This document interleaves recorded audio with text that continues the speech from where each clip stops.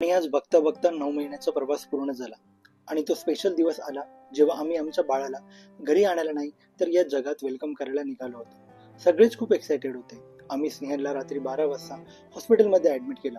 त्या मागचे रिझन असं होतं की सी सेक्शनच्या आधी 8 तास फास्टिंग करावं लागतं, म्हणजे काही खायचं प्यायचं नाही.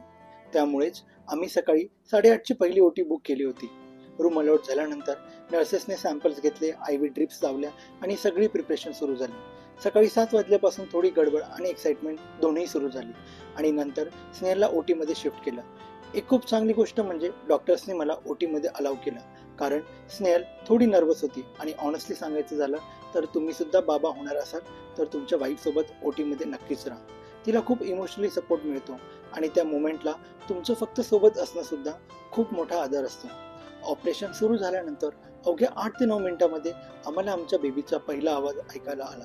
तो मोमेंट आम्ही कधीच विसरू शकत नाही. सगळी प्रोसेस हार्डली 40 ते 50 मिनिटांमध्ये कंप्लीट झाली.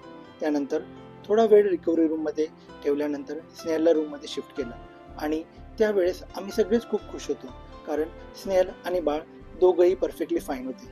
खरंच हा 9 महिन्याचा प्रवास खूप मोठा आणि अवघड असतो. आई होणे सोपं नाही हे मला या प्रवासात खरंच समजलं.